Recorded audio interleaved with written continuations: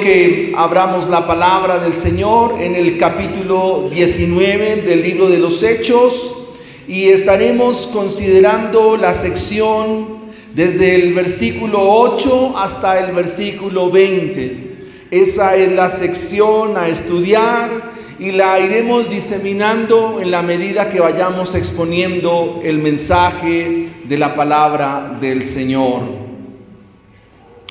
Alguien propuso que ante un mundo de caos, ante un mundo de oscuridad, ante un mundo de confusión, se requiere de un cambio definitivo y permanente. Esa fue la propuesta que se hizo en cierto lugar. Ante un mundo de caos, ante un mundo de confusión, ante un mundo de error, ante un mundo que se descompone, la propuesta es que se necesita de un cambio definitivo y permanente. Sobre esta idea se propusieron varias alternativas de cambio, pero al final ninguna de ellas surtió el efecto por el cual se hicieron estas propuestas. Cuando leí esto me llamó la atención de cómo muchos en el mundo están pensando en llevar alternativas de cambio, pero su intento es intento fallido. Y quisiera a partir de esta información mostrar a ustedes que el mundo sí tiene una alternativa. Los hogares tienen una alternativa. Una única alternativa de cambio. Las familias, los jóvenes, de lo cual se compone el mundo, sí hay una alternativa de cambio, la única alternativa de cambio.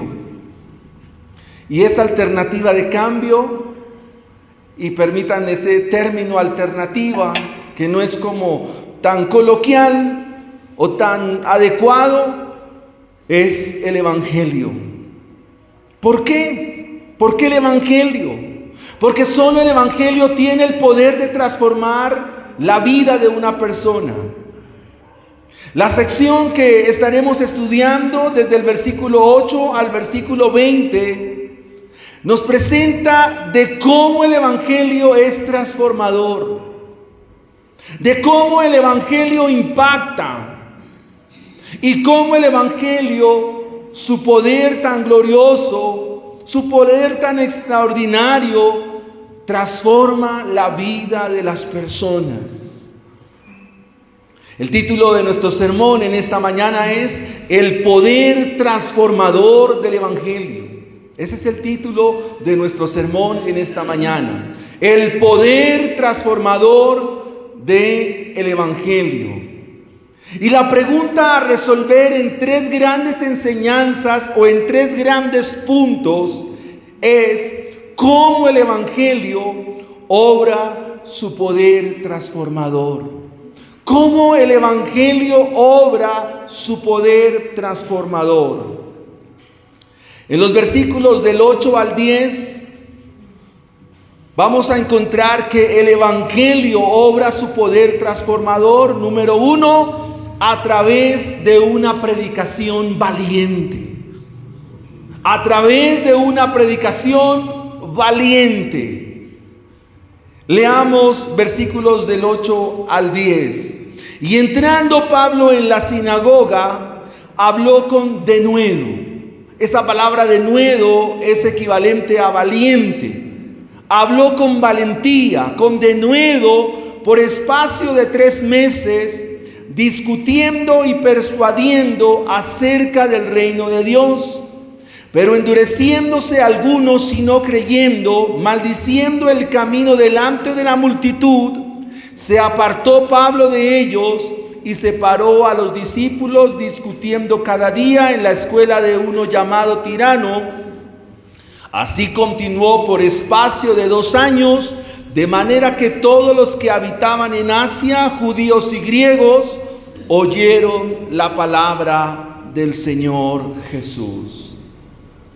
Recuerde la pregunta, téngala en mente, cómo el Evangelio obra su poder transformador a través de una predicación valiente. Como era su costumbre o como era la base de Pablo, consistía en que él llegaba a hacer su tarea, o mejor, continuar con la tarea del Evangelio, con la tarea de llevar a cabo este glorioso mensaje. Este es su modus operandi. Esta es la forma como él arranca a los distintos lugares a donde él llegaba, donde el apóstol llegaba. Él acude a la sinagoga porque va a exponer el Evangelio. Dice el versículo 8, y entrando Pablo en la sinagoga, habló con denuedo por espacio de 3 meses. Pablo habla con valentía en la sinagoga por este lapso de tiempo. Y el versículo 8 nos muestra que él hace esto con el denuedo, con el arrojo que lo caracteriza. Se dedica por este tiempo a persuadir. Recordemos que esa expresión persuadir significa presentar con claridad el mensaje del Evangelio. Persuade y discute sobre el reino de Dios. Y es importante que usted pueda entender que el reino de Dios, el reino de Cristo, o el Evangelio, o el reino de los cielos, son exactamente lo mismo. Estas 3 expresiones, reino de Dios, reino de Cristo, el Evangelio o reino de los cielos, son expresiones equivalentes en el Nuevo Testamento. El mensaje del Evangelio es lo que conduce a las personas al reino de Cristo. Y esto es lo que Pablo hace en la sinagoga en la ciudad de Éfeso. Este es el 3er viaje misionero del apóstol, y este hombre está entregado por completo a la predicación. Discute, persuade y lo hace con suma valentía, porque él sabe que a griegos y no griegos, a propios y extraños, él es deudor si no predica el mensaje del Evangelio. El hecho de que Lucas nos diga que el apóstol estuvo discutiendo y persuadiendo implica que la sinagoga donde estaba no era un lugar fácil para la predicación. Quizás no era un lugar apto, no era propicio para la predicación del Evangelio, pero Pablo es valiente al predicar, Pablo es desafiante al predicar, porque él sabe que lo único que puede transformar una vida y una persona es el Evangelio. De eso tenemos que estar convencidos nosotros. Si nosotros no estamos convencidos de tal verdad y en nosotros no está tal convicción, entonces, querida iglesia, le estamos dando pedradas a la luna. Este hombre estaba convencido, pero eso lo hacía con arrojo, con valentía, porque él sabe que el Evangelio es poder de Dios para salvación. Porque el Evangelio es el poder que tiene el Señor para transformar la vida de una persona. El versículo 9 nos describe a los oyentes. Revise su Biblia. El versículo 9 nos dice que estos personajes que están escuchando, ¿cómo tienen el corazón? Endurecido. Pero endureciéndose algunos y no creyendo, maldiciendo el camino de la multitud. Un corazón endurecido es un corazón incrédulo, y por su incredulidad rechaza el Evangelio y cae en obstinación, y por consecuencia no viene a obediencia y sigue su vida, sigue su curso normal, entre comillas. Este endurecimiento los lleva a rehusarse a creer y toman el camino de la maledicencia. Cuando una persona es expuesta al Evangelio y lo rechaza, opta por maldecir, opta por proferir palabra desobligante a aquellos que están exponiendo el evangelio, que están exponiendo la verdad de Dios. Ellos maldicen el camino. Así se llamaba a los que vivían el evangelio en los primeros años del cristianismo. El camino, así se llamaba la vida cristiana. Entonces estos que están endurecidos, ¿qué es lo que están maldiciendo? La vida cristiana. Están maldiciendo el camino, están maldiciendo el evangelio. Y esta es una razón clave para mostrar que el lugar no era el más adecuado para predicar. O sea, el lugar no es favorable para la predicación. El lugar no es el más propicio. Sin embargo, Pablo predica. Ante la predicación deben suceder dos cosas, mis hermanos. Las personas que escuchan el evangelio, en ellas deben pasar dos cosas. Número uno, que abracen el evangelio y vengan a Cristo y se arrepientan y confiesen sus pecados, o que lo rechacen y se vayan para el mismo infierno. Deben suceder esas dos cosas. No pueden haber términos medios, no pueden ser medias tintas. O las personas abrazan el evangelio, vienen a Cristo, confiesan su pecado delante de Él, o lo rechazan y siguen en su camino de ruina y perdición. Si hay verdadera predicación, si hay verdadero mensaje del evangelio, todos los seres humanos por su naturaleza adámica ya tienen un corazón duro. Ninguna persona es dócil para el evangelio. No existen corazones blandos o corazones que reciban, porque hay una naturaleza adámica con la cual vienen todos los seres humanos, todos, sin excepción alguna. Algunos reciben con facilidad que otros. Eso no es cierto. Todos los seres humanos, su corazón por naturaleza es duro, su corazón es pecaminoso. El ser humano por naturaleza aborrece a Dios. En su mensaje de Pablo a la carta de los Corintios, dice: el hombre natural no puede percibir las cosas que son del Espíritu porque le son locura. No hay nadie bueno, todos a una se han desviado. Con su boca hablan veneno. Todos se han desviado. Desde Génesis 3:8, ¿qué hace Adán cuando escucha la voz de Dios? Se esconde. No quiere venir a Dios. El hombre es rebelde por naturaleza. El hombre está muerto en sus delitos y pecados. El hombre está en enemistad contra Dios todo el tiempo, y la ira de Dios pesa sobre él. Así que, amados hermanos, el lugar no es apto para la predicación. Esta sinagoga en Éfeso se encuentra en ese tipo de personas con un corazón endurecido que se obstina y rechaza el mensaje del evangelio.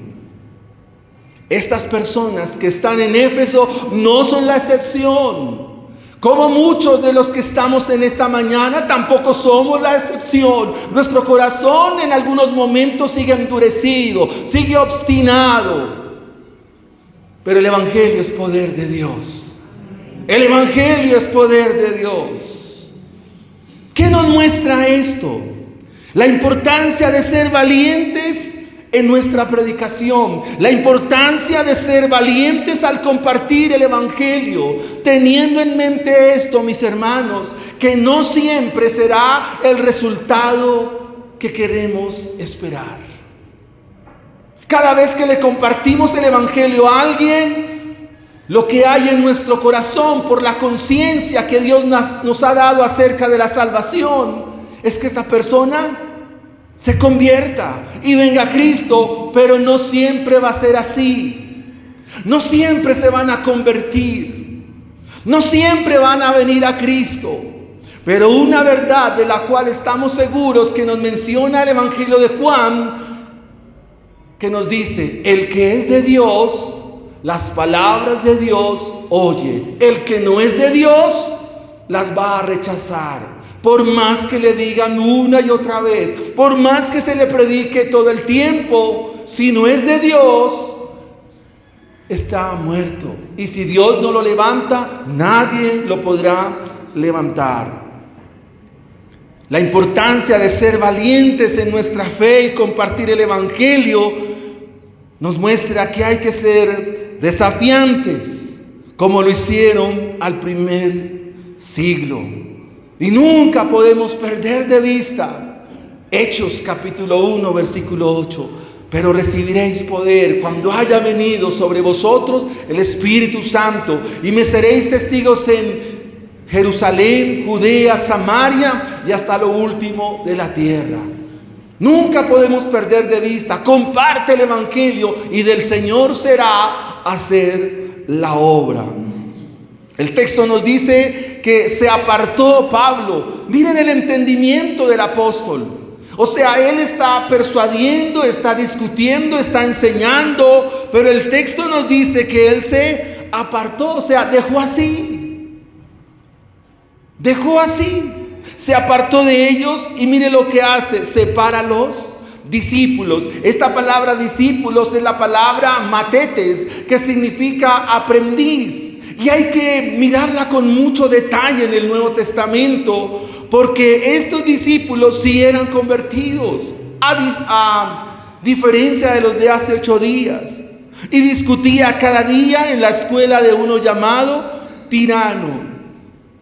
O sea, la casa de Tirano ahora se va a convertir en el centro misionero del Asia Menor. Con esta predicación de Pablo va a ser expandido el Evangelio a las iglesias, o mejor a la región de toda el Asia Menor, y el impacto va a ser monumental. Pero aquí encontramos que no todos creen. Así que encontramos un centro de discipulado, encontramos un centro de enseñanza, un centro de consejería, un centro de orientación espiritual, encontramos un lugar para la consolación y encontramos un lugar para el ánimo, porque en eso es que se basa el discipulado. ¿Qué es un discipulado? Es un lugar donde se abre para que otros vengan a estudiar la Biblia. Es un lugar donde se dispone para que otros vengan a escuchar el mensaje de Dios. Y para que allí hayan discípulos que hagan esa misma tarea. Discípulos que enseñan a otros para que se vuelvan discípulos. Esa es la dinámica del Evangelio. Y encontramos una lección muy importante. El hecho de que Pablo se aparte indica que no siempre se va a dar el resultado que se espera. Él predicó, pero allí no hubo conversión. Y Pablo es un hombre que sabe hacer su trabajo con discernimiento, pero también con determinación. Separa a los discípulos, los aparta porque él sabe que ellos le van a ayudar con la tarea misionera. El impacto de su predicación se extiende a toda Asia, y este versículo nos muestra que definitivamente el Evangelio es transformador. Versículo 10. Así continuó por espacio de ¿cuántos años? 2 años, de manera que todos los que habitaban en Asia, tanto judíos como griegos, subraye esa palabra, oyeron. ¿Qué oyeron? La palabra del Señor. Voy a hacer énfasis en esto. Oír la palabra del Señor es oír la palabra del Señor. La predicación no ha cambiado. El mensaje sigue siendo el mismo. La resurrección de Cristo, la ascensión al cielo, la salvación por gracia. Todo esto hace parte del insumo del mensaje del Evangelio. Y Lucas nos lo muestra de manera magistral al mostrarnos que el Evangelio de la gracia, el Evangelio del reino de Cristo fue impactante. Muchos estaban oyendo la palabra de Dios. Y aquí una pregunta para ustedes, hermanos, para todos nosotros. ¿Cómo podemos ser instrumentos de cambio en nuestro entorno y partiendo de nuestros hogares? Ya sabemos que todos como tienen el corazón endurecido. ¿Cómo tienen el corazón nuestros hijos? Endurecido. ¿Cómo tienen el corazón los bebés? Le dejo de tarea Salmo 51, versículo 4.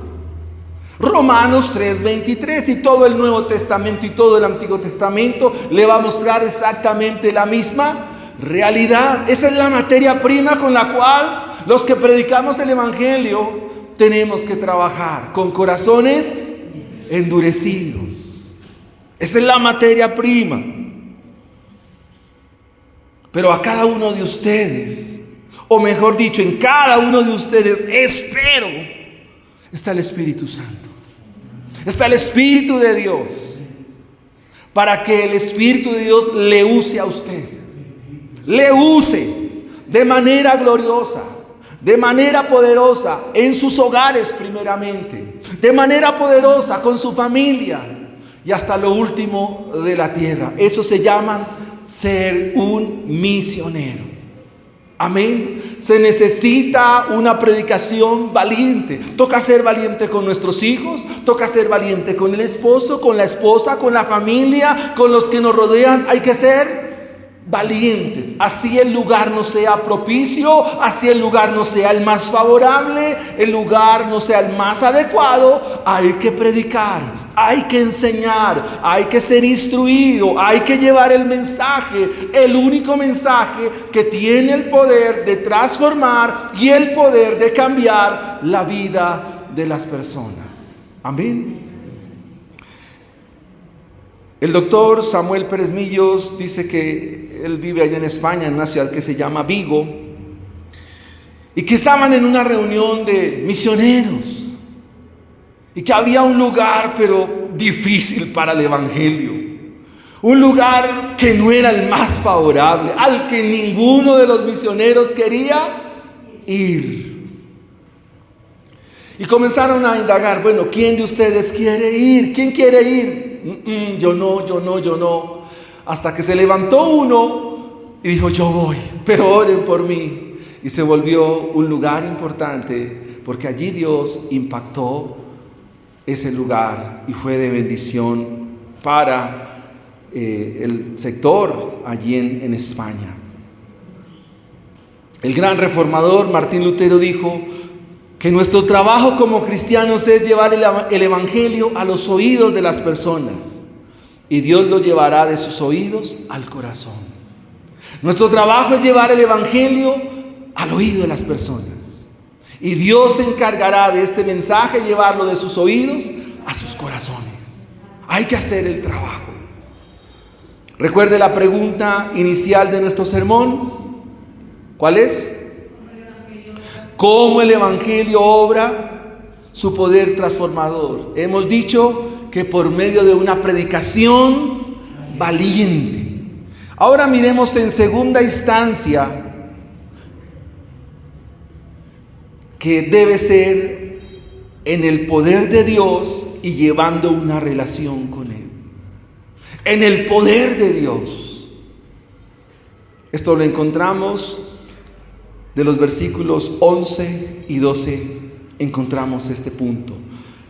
Para que el llevar el poder transformador del evangelio tiene que ser en el poder de Dios y llevando una relación con Dios mismo. No es con espada, dijo Zacarías. No es con ejército. Es con el poder del Espíritu Santo. La iglesia necesita orar para que haya poder del Espíritu. La iglesia requiere vivir en intensa oración para que Dios manifieste su gloria. Versículos 11 y 12. Y hacía Dios, subraye eso. Y hacía Dios, no Pablo, hacía Dios milagros extraordinarios por medio del vaso. El vaso era Pablo. Versículo 12.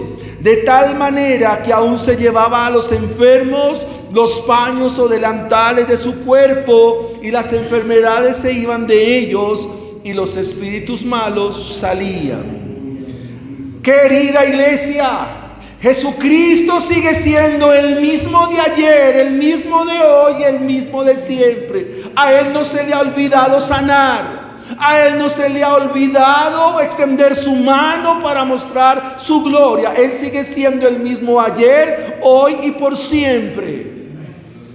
Amén. Dios sigue obrando. Dios sigue extendiendo su mano. Dios sigue sanando. El texto dice: y Dios hacía milagros extraordinarios. Y esto debe ser claro. El poder no está en ningún hombre. El poder está en Dios, y Dios usa a los hombres. La iglesia requiere, por supuesto, estudio intenso de las Escrituras, pero al mismo tiempo una vida de intensa oración. Dios realiza obras extraordinarias. Y la evidencia es que se enviaban paños y delantales. Présteme atención acá. No es que llevaban paños y bendígame el paño y me lo llevo. No. Aún Pablo en Éfeso, él tuvo que trabajar haciendo carpas. Y en su trabajo de hacer carpas o tiendas de campaña, los delantales que él tenía o parte de la ropa que él usaba, se la quitaba y la llevaba. Y eso era lo que ponían a los enfermos para que los enfermos sanaran. Pero el poder está en Dios. Y no se cobraba por ello. Amén. Así como la obra de Dios no se limita. Él puede obrar de maneras sorprendentes en nuestras vidas. Y Dios nos va a usar seguramente. Soberanamente nos va a usar. Porque a este mismo hombre tenía un aguijón en la carne y no lo sanó. Paradójico eso. El mismo apóstol dice: 3 veces he rogado al Señor, y Él que me ha dicho: bástate en mi gracia. El enfoque de la iglesia no pueden ser los milagros, pero no podemos decir que Dios no hace milagros. Sí, sí los hace. De hecho, hay milagros grandes y milagros pequeños. ¿Qué pudiera ser un milagro pequeño? Que Dios sane una vida, que Dios libre de una enfermedad. Pero por encima de ese milagro hay otro milagro más grande. Y es que los pecadores vengan rendidos a los pies de Jesucristo el Señor. Ese es el más grande y más extraordinario de los milagros. Ahora bien, hemos dicho en este punto que para que se dé el poder transformador del Evangelio se requiere del poder de Dios. Pero de sus instrumentos se requiere una relación con Él. Esto implica tener una relación con Dios. Desde la comprensión de Dios con los suyos, Él tiene una relación estrecha, una relación profunda. Y lo que le voy a decir no le va a gustar. Pero solo Dios tiene relación con los que son salvos, con los que Él ha salvado. Los demás que están caminando, o como coloquialmente los llamamos, simpatizantes, pues en el Nuevo Testamento, en este libro, encuentran a un simpatizante, al cual Dios mismo tiene que traer por allá desde Jope y llevarlo y presentarlo allí a la casa de un hombre llamado Cornelio. Dios solo tiene relación con los que Él ha salvado, con los demás no. Por eso es el mensaje del Evangelio.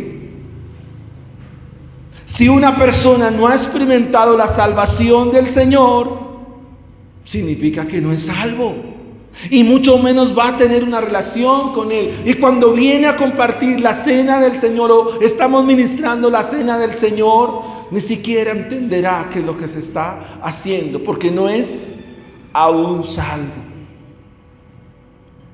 Éfeso era una ciudad muy pagana.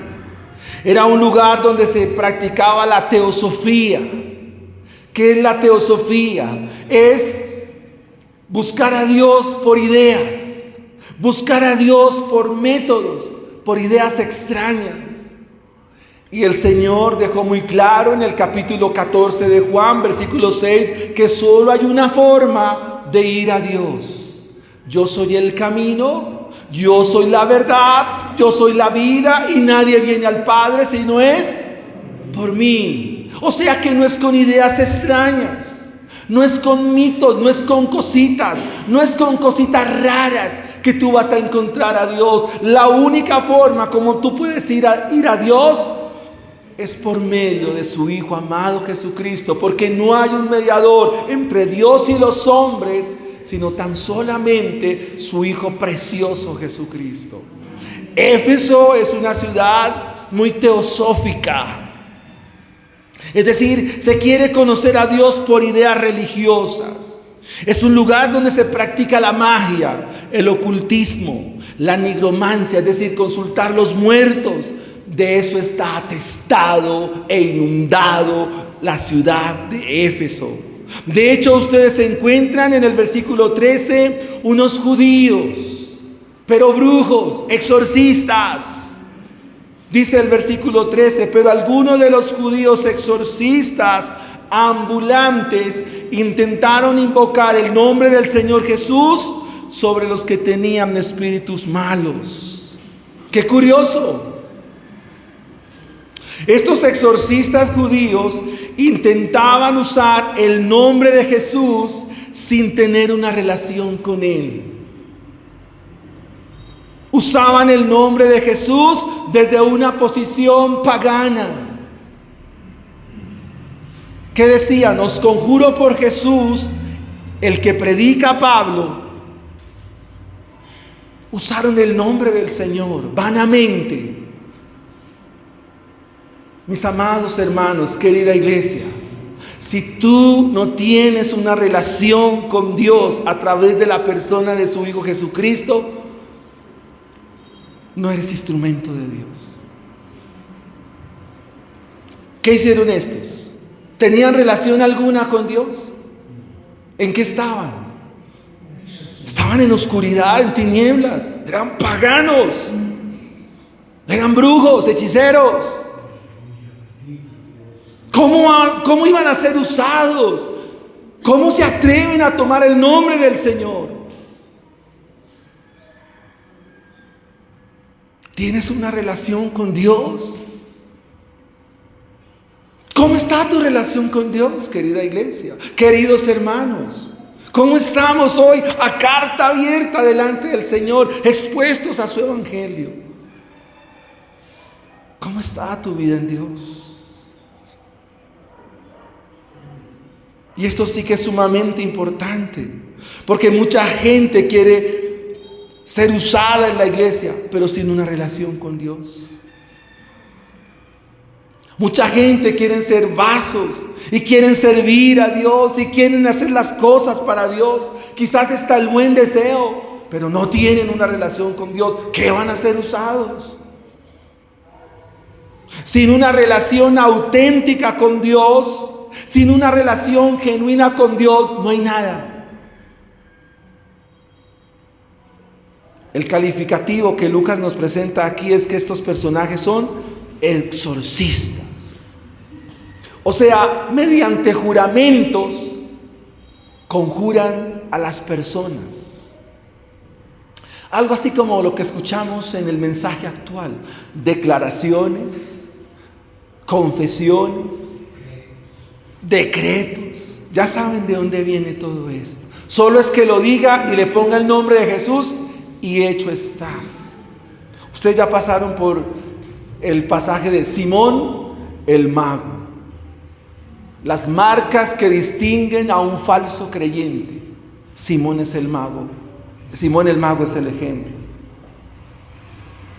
Habían personas atormentadas por espíritus malos, individuos que usan el nombre del Señor para sus aviesos fines, y como diríamos coloquialmente, se fueron por lana y salieron trasquilados. ¿Por qué? No conocían a Dios. No había en ellos presencia de Dios. Como aplicación, amados hermanos, el nombre de Jesús no es algo mágico. El nombre del Señor no es una fórmula, no es una receta. Solo es cuestión de pronunciarlo y ya. No, no es así. No es así. El nombre del Señor demanda respeto y reverencia. Y Dios en Éxodo 20, los mandamientos exige: no tomarás el nombre del Señor tu Dios en vano. Déjate de clichés cristianos. Deja de estar pronunciando frasecitas que suenan bíblicas, pero que hablan de otras cosas menos de un cristianismo auténtico y verdadero. No es así, mis hermanos. Llevar una vida espiritual distante de Dios solo produce vergüenza y pena. Llevar una vida espiritual delante de Dios, distante de Dios, solo produce vergüenza y pena. ¿Qué dijeron los espíritus que habían poseído a los que supuestamente iban a liberar? A Jesús conozco y sé quién es Pablo, pero vosotros, ¿quiénes son ustedes? Y el hombre en quien estaba el espíritu malo saltando sobre ellos y dominándolos, pudo más que ellos, de tal manera que huyeron de aquella casa. ¿Y cómo se fueron? Desnudos y con moretones. Usar el nombre del Señor sin una relación con Dios, ¿qué produce? Pena, vergüenza. Mire, se fueron desnudos y bien maltratados. ¿Qué lección encontramos aquí? No se trata solo de usar el nombre de Jesús, sino conocerlo. O sea, intimar con Él, de tener una relación personal con Él, para dirigir cualquier tarea de la iglesia, para dirigir un ministerio de la iglesia, para estar al frente de un ministerio, cualquiera que sea, se requiere tener una relación con Él, con Dios. Y Dios bendecirá ese ministerio. Mientras tanto, ¿qué vamos a pasar o qué vamos a atravesar? Penas y vergüenzas. Estamos llamados a vivir una vida genuina, auténtica con Dios. A eso estamos llamados. ¿Cómo se cultiva? Por la oración y el estudio de su palabra. Veamos nuestro tercer y último punto en esta mañana. Recuerde la pregunta. ¿Cuál es la pregunta? ¿Cómo el Evangelio obra su poder transformador? Recuérdeme, número 1, por medio de una predicación valiente. Número 2, en el poder de Dios y llevando una relación con Él. Y número 3, a través de una vida transformada. Eso lo vamos a encontrar de los versículos 17 al 20. A través de una vida transformada. Hermanos, si hay algo que impacta, si hay algo que es contundente, es que lo que yo hablo sea respaldado por lo que yo vivo. ¿Cuál es el gran problema de nuestros días? Se habla mucho, se escribe mucho, se publica mucho, pero se vive muy poco, hermano. Ese es el serio problema de la iglesia. Se pregona mucho, se habla muchísimo, se publican versículos, hay mucho en cuanto al anuncio, pero la iglesia vive muy poco. Cuando una vida transformada por el Evangelio es evidente, esto impacta mucho. Ver una vida consagrada al Señor impacta. Ver cómo muchos permanecen impacta. Que uno pregunta: ¿y qué pasó con el hermano X? No, se fue de la iglesia. Entramos en sospechas. El doctor Jerry Bridges dice así, un hombre que ya murió, un hombre de gran ministerio. Dice así: Dice, el evangelio no solo para los incrédulos, el evangelio es para toda la iglesia. Todos los días necesitamos ser salvados. O sea, el evangelio no fue para el día de la conversión. El evangelio lo necesitamos hoy, mañana y siempre. ¿Por qué? Por ejemplo, yo debo ser salvo de ser un mal pastor. Necesito ser salvo de ello. Necesito ser salvo de ser un mal creyente. Necesito ser salvo de ser el esposo que no corresponde. La esposa necesita ser salva de lo que no es conforme a lo que Dios demanda. Todos los días se requiere ser salvados de la manera vana en que vivimos. Él dice esto en su libro Viviendo en el Poder del Evangelio. Cuando un hombre entiende la gracia, el poder de Dios para asistirnos, entonces es un hombre y una mujer que caminan en la santificación. Y si queremos entender cómo el evangelio debe impactar nuestras vidas, necesitamos acudir todos los días una y otra vez. Y en eso consiste el poder transformador del evangelio, que todos los días Dios impacta nuestras vidas, nos transforma y nos cambia. Eso significa que Dios estará trabajando con nuestro orgullo. Eso significa que Dios estará trabajando en las discusiones que tenemos al interior de nuestros hogares. Eso significa que Dios estará trabajando con nuestro egoísmo. Eso significa que Dios estará trabajando con mi amargura. Eso significa que Dios estará trabajando con mi pecado. Y trabajará con las raíces más profundas que hacen que mi relación con Dios no sea como debe ser. Trabajará con nuestras luchas para ser instrumentos de su gracia y vidas transformadas, usadas para impactar a otros con su poderoso evangelio. Cuando estas personas están allí en Éfeso y ven esta realidad, dice el texto en el versículo 10, y esto fue notorio. Esa palabra notorio significa que todos se dieron cuenta. Digo, oiga, sí, eso que predica este tal Pablo es maravilloso. Cuando Pablo llega a Tesalonicenses hay una frase muy bonita que dice: he aquí llegaron los que trastornan el mundo.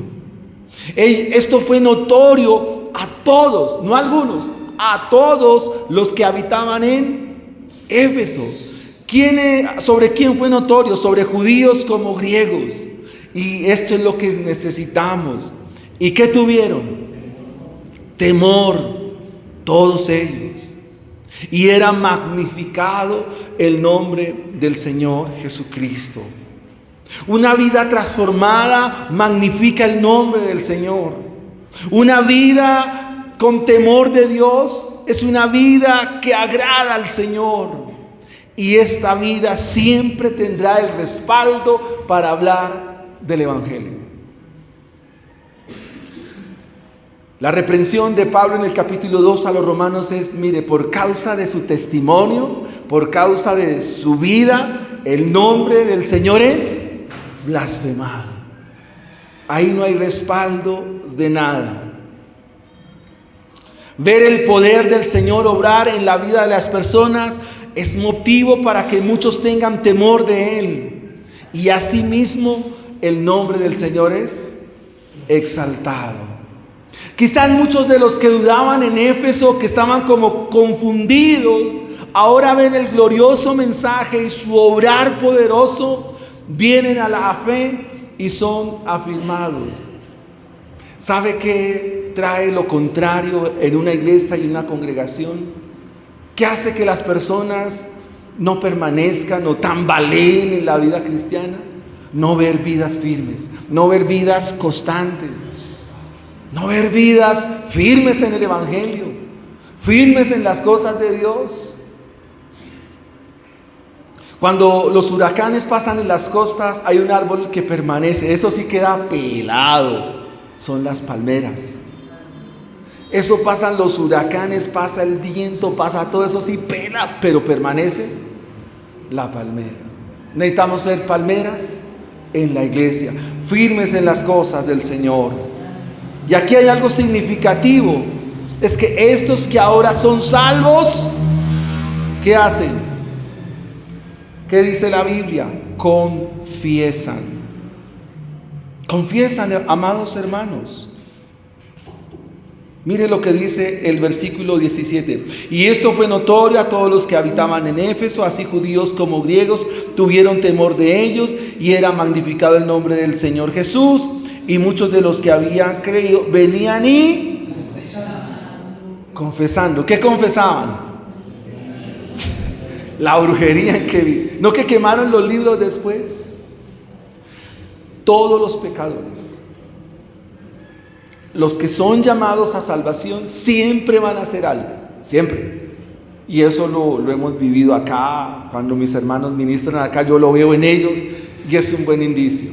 Confesar el pecado. Los salvos siempre estarán, tarde que temprano, confesarán el pecado. Los que no son salvos no son capaces de confesar el pecado. Cuando Dios llama a Adán, les dio margen. No sé si dónde fue que estudiamos ese pasaje, pero dice que el Señor llegó cuando se paseaba el aire del día, es decir, llegó al mediodía y lo llamó al hombre: Adán, ¿dónde estás? Y le pregunta: ¿qué has hecho? ¿Qué debió decir Adán? He pecado contra ti. Pero, ¿qué dijo? La mujer que me diste, usted fue el que me engrampó en estas. Cuando Dios llama a Caín, Él le dice: Caín, ¿dónde está tu hermano? ¿Qué dijo Caín? ¿Soy acaso guarda de mi hermano? Caín, la sangre de tu hermano clama a mí desde la tierra. Caín nunca confesó el pecado. Todos los pecadores, cuando son impactados por el Evangelio, vienen y confiesan delante de Dios. Confiesan. Porque si confesamos nuestros pecados, Él es fiel y justo para perdonarnos y limpiarnos de toda maldad. ¿Qué dijo el hijo pródigo? Iré a casa de mi padre y le diré: Padre, he pecado contra el cielo y contra ti. No soy digno de ser llamado tu hijo. Hazme como a uno de tus jornaleros. ¿Qué hizo David después de que fue expuesto a la predicación de Natán? Contra ti he pecado. Y el Salmo 32 dice que mientras David se envejecieron sus huesos y su verdor se convirtió en sequedades de verano. O sea, su vida espiritual se fue apocando, hasta que vino el mensaje del Evangelio, lo impactó y fue y dijo: Padre, Dios mío, he pecado contra ti. Salmo 51. ¿Qué hicieron estos personajes aquí en Éfeso?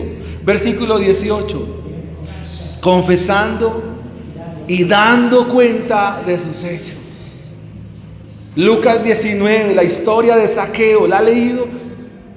Hoy ha venido la salvación a esta casa. Este que era cobrador de impuestos, devuelve lo que había hecho mal. Y muchos, versículo 19, y muchos de los que habían practicado la magia trajeron libros y quemaron delante de todos, y hecha la cuenta de su precio, hallaron que era 50,000 piezas de plata. Oiga, el pecado sale costoso, hermanos. Esto es mucha plata. El pecado sí que cuesta, vivir en el pecado cuesta. Pero vemos la acción de los hombres, vemos un arrepentimiento de verdad. Porque eso que amaban tanto, eso que abrazaban tanto, ahora lo están quemando. Poderoso es el Evangelio. Qué abrumador, qué transformador. ¿Qué hicieron? ¿A qué renunciaron ellos? Versículo 19. La magia, se usaban libros. ¿Y qué hicieron con ellos? ¿Sabe qué hace un pecador cuando es impactado por el Evangelio? Renuncia al pecado. Ya lo comienza a aborrecer.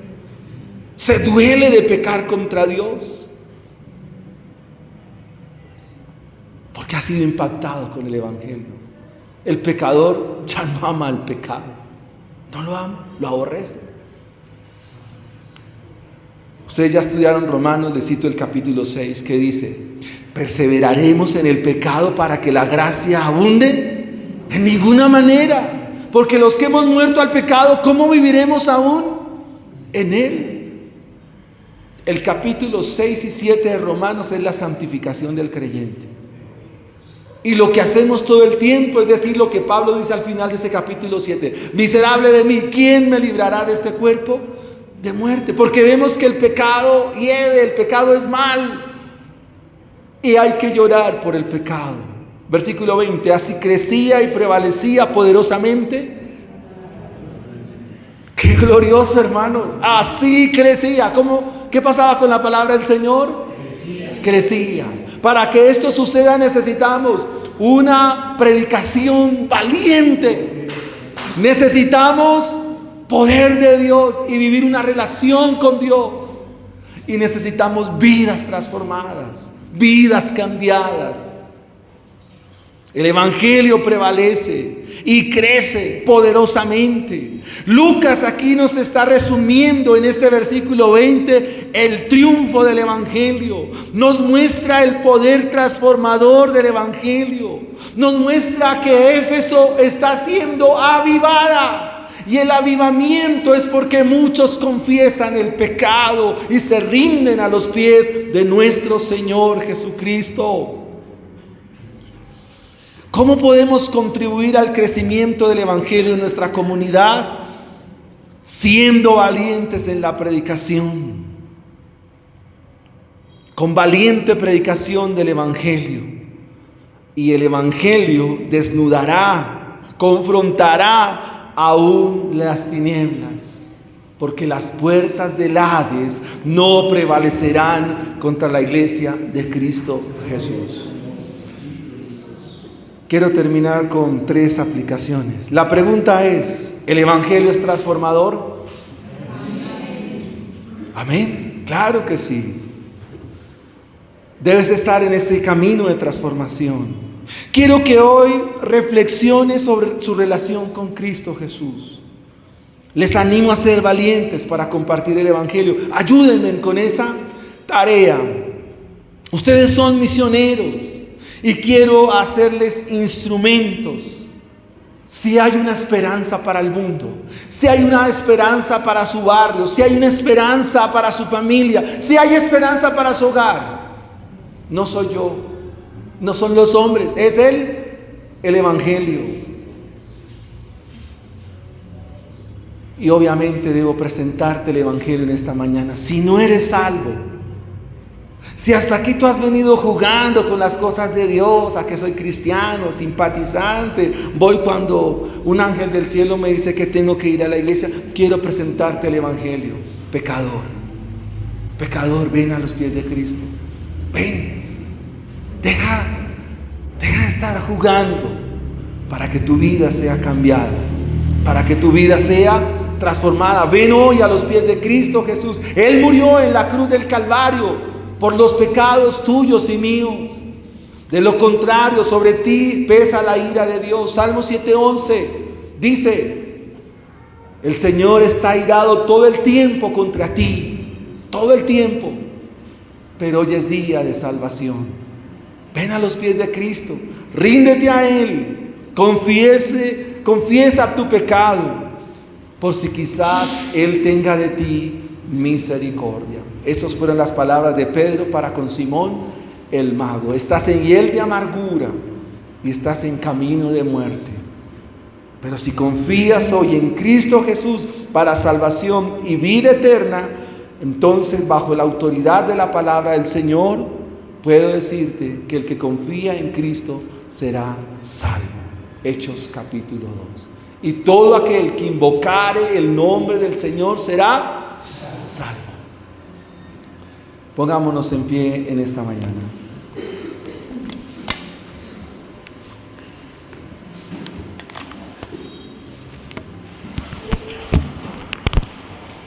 y vamos a proceder a ministrar la cena del Señor.